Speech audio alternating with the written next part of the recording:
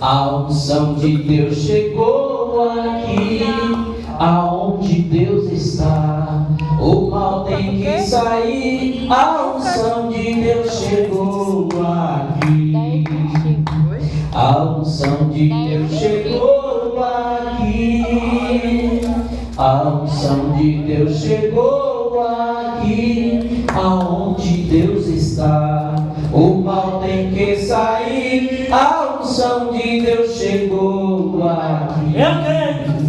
Você já achou? Diga graças a Deus. Diz assim o texto: e eis que um certo homem, intérprete da lei, se levantou com o intuito de pôr Jesus à prova e disse: Mestre, que farei para herdar a vida eterna? Então Jesus lhe perguntou: o que está escrito na lei? Como interpretas? A isso ele respondeu: amarás o Senhor teu Deus de todo o teu coração, de toda a tua alma, de todas as tuas forças e de todo o seu entendimento, e amarás o teu próximo como a ti mesmo. Então Jesus disse: respondeste corretamente, faz isto e viverás. Ele, porém, querendo justificar-se, perguntou a Jesus: quem é o meu próximo? Jesus prosseguiu dizendo: certo homem descia de Jerusalém para Jericó e veio a cair em mãos de salteadores, os quais, depois de tudo lhe roubarem e lhe causarem muitos ferimentos, retiraram-se, deixando-o semi-morto. Casualmente descia um sacerdote por aquele mesmo caminho e, vendo, passou de largo. Semelhantemente, um levita descia por aquele lugar e, vendo, também passou de largo. Certo samaritano, que seguia o seu caminho, passou perto e, vendo, compadeceu-se dele. E chegando-lhe, pensou-lhe os ferimentos, aplicando-lhe óleo e vinho, e colocando-o sobre o seu próprio animal, levou-o para uma hospedaria e tratou dele. No dia seguinte, tirou 2 denários e o entregou ao hospedeiro, dizendo: cuida desse homem, e se alguma coisa gastares a mais, eu te indenizarei quando voltar. Qual desses 3 te parece ter sido próximo do homem que caiu nas mãos dos salteadores? Respondeu-lhe o intérprete da lei: o que usou de misericórdia para com ele. Então lhe disse: vai e procede tu de igual modo. Vai e faça a mesma coisa. Amém? Amém. Pode se assentar, por favor. Glória a Deus. Esse texto, ele tem algo de especial para nós nesta noite, porque quantas vezes nós falamos alguma coisa sobre unção que liberta, unção que cura, unção que restaura, mas talvez nós nunca associamos a unção com óleo com a vida eterna. Nunca associamos o fator de ungir alguém, como disse Tiago: está alguém entre vós doente, chame os líderes da igreja, ou como ele diz, presbíteros, que dá exatamente na mesma coisa, para que orem em favor deles, ungindo, para que seja curado em nome do Senhor. E Tiago diz: olha, eles serão ungidos e serão curados, a oração da fé salvará o doente. Lá em Marcos capítulo 6, versículo 3, o Senhor envia os discípulos de 2 a 2 para curarem enfermos, expulsar demônios e ungir com azeite também para que fossem curados. E diante disso nós observamos aqui um fato totalmente diferente de uma simples, eu vou dizer assim, unção com óleo para a cura. Porque a palavra está dizendo que um doutor da lei, ele tenta provar Jesus, ele tenta interrogá-lo, pôr à prova, para saber exatamente se Jesus tinha conhecimento de alguma coisa, visto que os seus discípulos lhe chamavam também de mestre. Sendo assim, ele pergunta a Jesus: o que farei para herdar a vida eterna? Ele estava preocupado com a vida eterna? Não. Ele tinha um egocentrismo dentro dele, como todos os judeus tinham, a ponto de dizer: nós estamos tranquilos porque nós somos filhos de Abraão.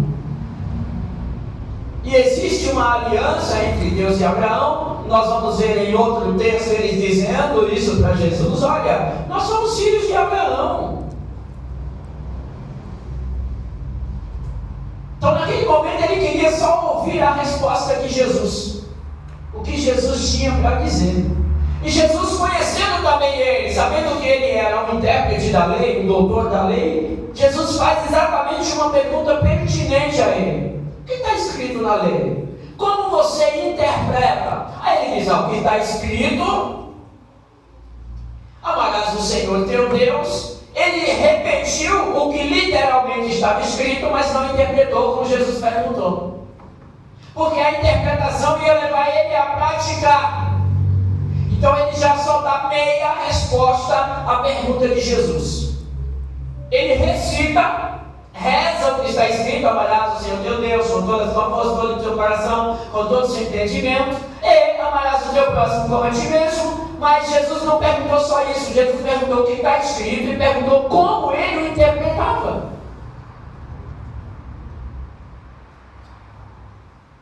E aí Jesus disse: então tá, já que você está citando exatamente isso, faz isso e você vai viver a vida eterna. Se ele não interpretou, Jesus interpretou para ele. Então Jesus estava dizendo para ele: olha, a interpretação é você praticar o que está escrito. Ama o Senhor teu Deus, ou seja, coloca Ele como o primeiro em sua vida, e depois você vai na prática também amar as pessoas que estão perto de você. Aleluia, Deus. E amar não é simplesmente olhar e dizer: oh querido, eu te amo. Como costumamos muitas vezes estarmos no culto e alguém falando sobre amor: olha para o irmão que está do seu lado e diga para ele: irmão, eu te amo em Cristo Jesus. E nós repetimos isso, e muitas vezes nós não temos nenhum contato direto com aquela pessoa. Ela está visitando pela primeira vez, veio de um lugar distante, nós não conhecemos e olhamos para ele: eu te amo em Cristo Jesus. Mas João vai dizer lá nas epístolas, dizendo: filhinhos, não amemos de palavras nem de línguas, mas de ação, de atitude. Ou seja, não fala eu te amo, faça como quem ama. Pratica na prática o amor, e esse amor é o amor que nos leva à vida eterna. Me chama muita atenção nesse texto aqui, quando esse homem, tentando justificar, ele começa a dizer: Senhor, mas então quem é meu próximo? Jesus vai contar a parábola para ele. Jesus poderia dizer assim: olha, para você herdar a vida eterna, você tem que buscar a santificação, porque sem ela ninguém verá o Senhor. Para você buscar a vida eterna, você precisa se converter e ser batizado em um nome do Pai, do Filho e do Espírito Santo, porque quem para ele for batizado será salvo. Jesus poderia ter dito para ele: a oração da fé salvará o doente, o Senhor o levantará, e se houver cometido pecados, ele é um perdoado. Então ore e pedindo perdão dos seus pecados, que você vai herdar a vida eterna. Todas essas coisas nos levam à vida eterna. E muitas outras coisas. Escolher a quem devemos servir, se a Deus ou ao mundo, se a Deus ou o materialismo. A nossa escolha de servir a Deus nos leva à vida eterna. Mas Jesus vai chamar a atenção daquele homem para um outro fator. E aí ele vai dizer assim: olha, um sacerdote estava descendo de Jerusalém para Jericó, e ele encontrou um homem que foi pego por assaltantes. E sabe o que ele fez com aquele homem? Ele, vendo o homem ensanguentado, ele passou, tomou uma distância e foi embora. O sacerdote fez isso porque quando ele é escolhido para o sacerdócio, ele recebe a instrução de que, como sacerdote, ele não deve tocar em alguém ensanguentado ou quase morto, por estar tocando um cadáver, mas isso com uma ressalva: se ele estivesse indo de Jericó para Jerusalém, não de Jerusalém para Jericó. Se ele estivesse indo do caminho que ele estava indo, se ele estivesse indo para Jerusalém, ele estaria na escala do sacerdócio dele, ele ia cumprir o sacrifício sacerdotal dele, só que ele já estava voltando do sacrifício sacerdotal. A outra ressalva é: a vida está acima de qualquer coisa. Então, o que era mais fácil? Salvar a vida do homem e ser disciplinado no sacerdócio, ou cumprir o sacerdócio tudo bonitinho e deixar o homem correr? O levita, depois de auxiliar o sacerdote, desce atrás dele fazendo a mesma coisa. Encontra o homem lá e deixa o homem lá semi-morto, ensanguentado lá. Uma outra coisa importante nesse texto é que Jesus faz questão de dizer que esse homem estava descendo de Jerusalém. Se ele estava indo de Jerusalém para Jericó, ele era um israelita. E por que Jesus coloca exatamente, por que Jesus não disse: olha, o homem estava descendo de Samaria para Jericó? Ele disse que estava descendo de Jerusalém para dizer para ele assim: olha, teu próximo, eu vou te mostrar exatamente quem é. O sacerdote sabia que aquele homem era israelita, e ele, sendo sacerdote, a função dele era ministrar para os israelitas, era socorrer o israelita, e ele deixou o israelita lá caído e foi embora. O levita fez exatamente a mesma coisa. E para nós entendermos a parábola de Jesus, é preciso nós lembrarmos do texto da samaritana, quando Jesus chega lá no poço de Jacó, e ela está lá tirando água do poço, e ela vai dizer para Jesus: por que você me pede de beber? Tendo em vista que judeu não se comunica com samaritano. Então, quando Jesus pega e diz assim: mas veio um samaritano, ele chama a atenção daquele homem. Porque o homem vai pensar: se o sacerdote não fez nada, se o levita não fez nada, o samaritano deve ter acabado de matar o homem logo. Eu vou aliviar sua dor, vou acabar de te matar. Era isso que ele esperava. Jesus surpreende ele dizendo: o samaritano, sabe o que ele fez?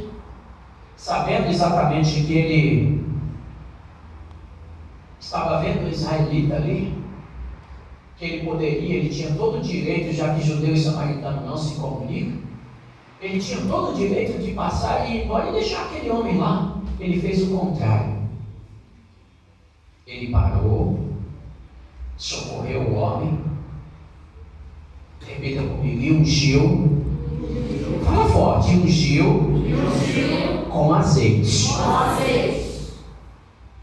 Você percebe exatamente que a pergunta do homem é sobre a vida eterna, e Jesus coloca a unção com óleo exatamente dentro da interrogação, do amor, do cuidado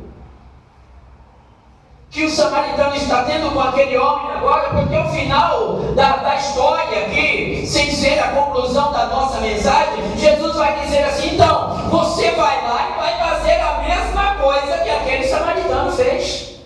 Isso é cuidar do próximo, é encontrar alguém enfermo e lembrar que a unção com óleo salva o doente. É encontrar alguém machucado com feridas no corpo e lembrar exatamente que se ungir a ele com óleo em o nome do Senhor, ele vai ser curado. E se você fazendo isso, você está agindo exatamente como quem vai herdar a vida eterna. Agindo assim, você está agindo como quem foi resgatado do mundo de transgressão, de pecado, como os descendentes de quem saiu do Egito para herdar a vida eterna. Diante disso, queridos, nasce para nós uma interrogação. Quantas vezes nós estamos preocupados com os enfermos? Enfermos fisicamente, pessoas que têm doenças físicas. Quantas vezes nós estamos preocupados com pessoas que têm doenças emocionais, psicossomáticas?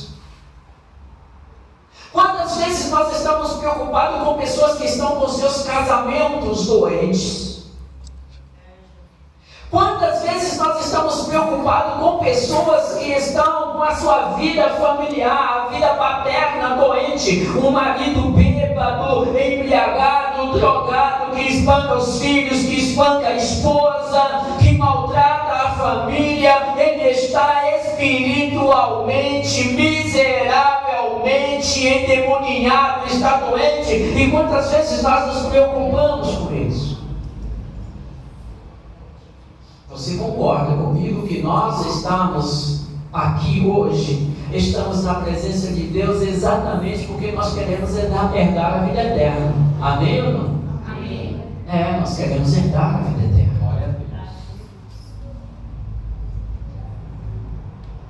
E o nosso abandono do pecado é porque nós queremos herdar a vida eterna. A escolha que nós tivemos de abandonar o mundo é porque nós queremos herdar a vida eterna.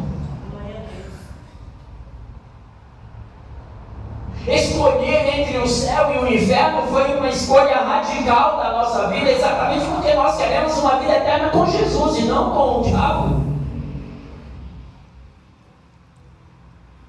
Mas Jesus está nos ensinando agora que nós não devemos estar contentes só pela nossa redenção, pela nossa salvação, pela fé. Nós também agora somos filhos de Abraão, porque Deus trocou o nome dele de Abraão para Abraão, dizendo que ele seria pai de muita gente, de muitas nações, de muitos povos. Então, pela fé, nós nos tornamos filhos de Abraão também. Nós carregamos conosco, eu pelo menos carrego essa certeza, que se o arrebatamento da igreja for hoje, eu estarei na glória com o Senhor, e quero acreditar que você também tem essa convicção. Mas sabe por que nós ainda estamos aqui? Porque lá do outro lado destas portas tem muita gente doente. Glória a Deus. Lá do outro lado destas portas tem muita gente enferma. No caminho de Jerusalém para Jericó. Eu quero te dizer um detalhe sobre Jerusalém e Jericó. Jerusalém é o centro da adoração. Jerusalém é o centro do louvor. A cidade do nosso rei. O lugar de dedicação a Deus. Jericó é um centro comercial. Jericó é uma cidade portuária. É como se nós estivéssemos descendo de São Paulo para Santos. E se São Paulo fosse exatamente o centro da adoração e Santos fosse o centro comercial por causa do porto. Essa era a situação de Jericó. Trazendo esta forma, trazendo esse contexto de forma figurada para a nossa mensagem nesta noite, Jerusalém é onde estão as pessoas que adoram. Aquele homem que estava lá meio caído, ele está saindo da adoração para ir para o materialismo. Ele saiu do lugar da adoração e foi exatamente para o lugar do comércio. Você pode imaginar quantas pessoas que abrem mão de estar num culto onde a palavra de Deus é ministrada, onde Deus está falando, onde, como eu disse um outro dia, onde o evangelho da cruz é pregada, quando a presença do Espírito Santo é real na nossa vida, e eles saem de Jerusalém e eles vão para Jericó. Por quê? Em Jericó ele já tem um teto para morar e alguém está pregando que ele vai ter mais um para alugar. Em Jericó ele já tem um carro para se transportar, mas Deus está profetizando para ele, entre aspas, que ele vai ter muito mais ainda, para ele simplesmente se orgulhar. Servir a Deus é ter tantos carros, anos na garagem, como eu tenho. Servir a Deus é ter um apartamento não sei onde, é ter uma fazenda, é ter uma casa, é ter não sei o que na praia, é ter um sítio, é ter isso e se orgulhar que servir a Deus é exatamente isso. Quando a palavra diz: não ajunteis tesouro na terra, porque você vai se envolver com ladrão, ferrugem e traça. E ele está dizendo: ajunte tesouro no céu. E sair de Jerusalém, no centro da adoração, sabe por quê? Porque em Jerusalém a oração é diferente. Em Jerusalém é: o pão nosso de cada dia dai-nos hoje, perdoa as nossas dívidas como nós perdoamos os nossos devedores, e não nos deixe cair em tentação, mas livrai-nos do maligno. Amém. Em Jerusalém, aliás, em Jericó é: rico sou, estou enriquecido e de nada eu tenho falta, quando Jesus está do lado de fora batendo na porta. E Jesus está querendo ensinar esse homem: sabe o que é herdar a vida eterna? É você encontrar alguém em estado de coma, meio morto, com problemas, doente, e você pegar o azeite e ungir em nome do Senhor para que ele seja. Glória a Deus. Oh, Jesus, coisa linda, Senhor, é a tua palavra. Aquele samaritano, ele dá uma lição tão grande, porque Samaria está no norte, Jerusalém está no sul, ele está aqui no centro. Ele vai ter que desviar o caminho dele para pegar aquele homem, não só ungir ele com azeite no meio do caminho, mas colocar ele nas mãos de um cuidador. Cuida desse homem para mim. Oh, Jesus, nos ajuda, Pai. Oh, Deus, Glória a Deus, aleluia. Nós estamos hoje no dia 18 de dezembro, ou desculpe, de novembro de 2016. Falta um pouco mais de um mês para o ano se acabar. Durante esse ano, quantas pessoas doentes, feridas, quantas pessoas cheias de problemas, que você chegou aqui e disse para o pastor Claudinei: cuida dele para mim, e pode deixar que eu vou contribuir, porque tem um outro detalhe aqui. Além de ele trazer o homem doente, colocar na mão do hospedeiro para o hospedeiro, ele mete também a mão no bolso, tira 2 denários, oferta. coisa linda, Deus. Cuida dele. Se você gastar alguma coisa a mais, quando eu te encontrar, a gente acerta. Você não vai estar sozinho cuidando desse homem, vou te ajudar. Glória a Deus. Glória a Deus. Eita, Deus. Qual é a pergunta mesmo? O que farei para herdar a vida eterna? Aleluia. O que farei para herdar a vida eterna? Eu não estou falando de dinheiro, não estou pregando para você dinheiro, não. Estou exatamente falando da relação que Jesus coloca, da unção, da cura, da libertação, da transformação, do cuidado de pessoas que estão lá fora tão desesperançadas. A relação que Jesus faz isso com a vida eterna. O investimento que alguém que quer herdar a vida eterna. Porque se a pergunta fosse: o que eu posso fazer para levar alguém para a vida eterna? Aí seria a resposta de Jesus seria mais simples. Tudo isso que ele respondeu para o homem, toda a palavra que ele contou era: vai evangelizar, vai ganhar almas, é isso que você tem que fazer. Seria assim.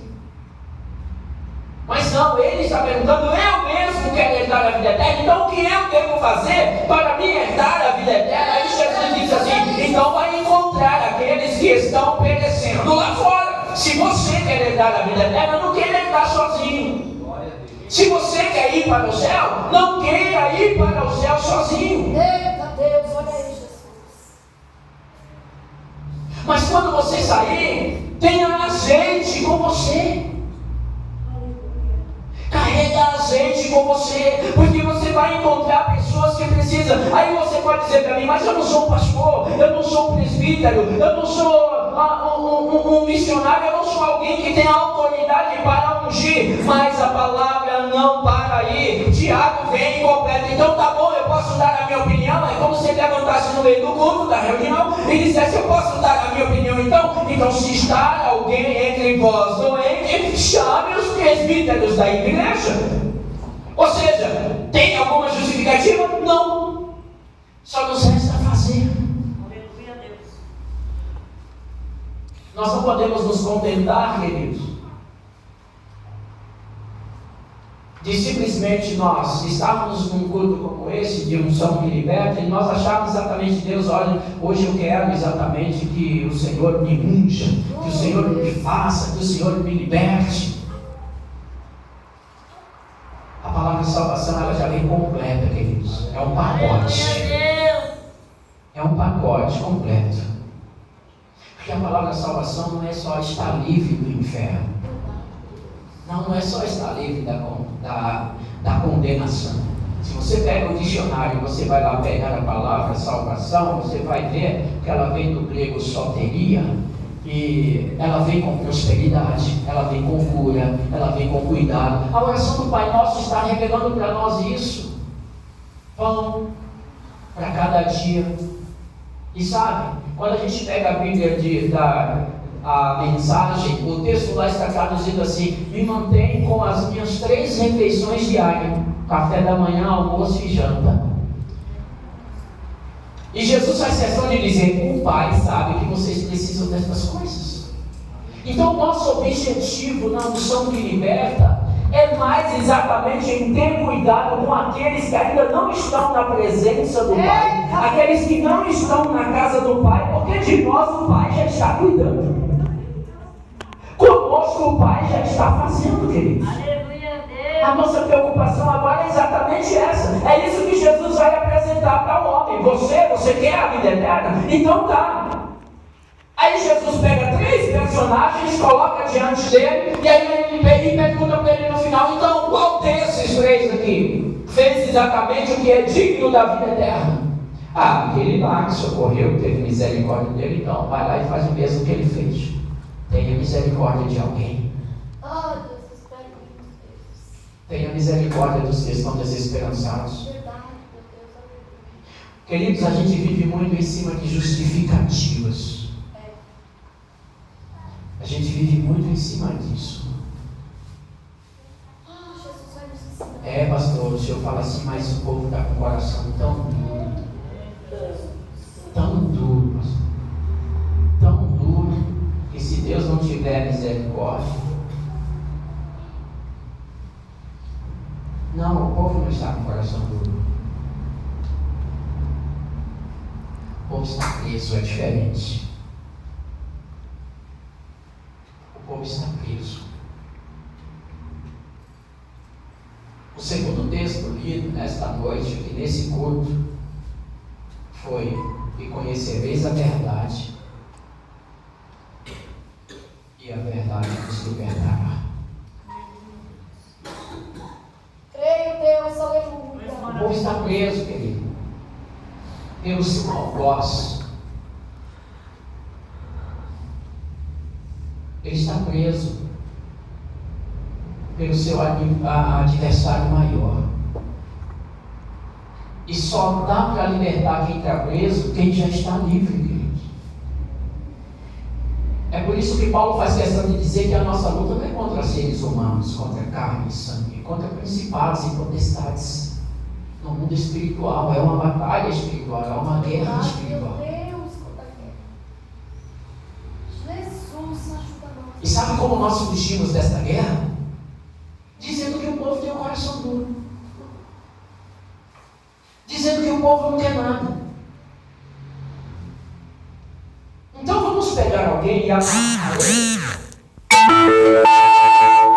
E vamos isolar a voz dele. E vamos pedir para que ele haja de alguma forma. E nós vamos exatamente perceber que Se nós não tirarmos a fita da boca dele, ele não falará. Se nós não desamarrarmos os seus pés, ele não andará. Se não soltarmos as suas mãos, ele não fará nada com elas. E é assim que está o povo lá fora, queridos. Eles estão sendo conduzidos como escravo, com uma coleira no pescoço. E Satanás pega ele e coloca uma coleira no pescoço dele e diz assim: agora você vai para o bar, você vai beber. Ele pega a moça, coloca uma coleira no pescoço dela, tira a roupa dela e diz: agora você vai para a esquina se prostituir. Aí ele pega o jovem e coloca uma coleira no pescoço dele e fala assim: agora você vai para as drogas, você vai se drogar. E se faltar dinheiro, você vai roubar do pai de família, você vai assaltar o lar, você vai destruir, você vai roubar banco, você vai fazer o que eu quero que você faça agora. Você prestou atenção na mensagem que o irmão Janésio cantou aqui hoje? É isso que o diabo faz. Mas se nós ficarmos aqui, porque o povo não quer saber de Deus, o povo tem um coração duro, o povo é isso, o povo é aquilo, o povo é aquilo, Satanás fica dizendo para nós assim: é isso mesmo, eles têm um coração muito duro. É isso mesmo, eles não querem saber de Deus não, nem tenta, nem vai. Você vai sair, um dia desse, você vai para lá, para quê? Para que você vai fazer isso? Mas não faça nada.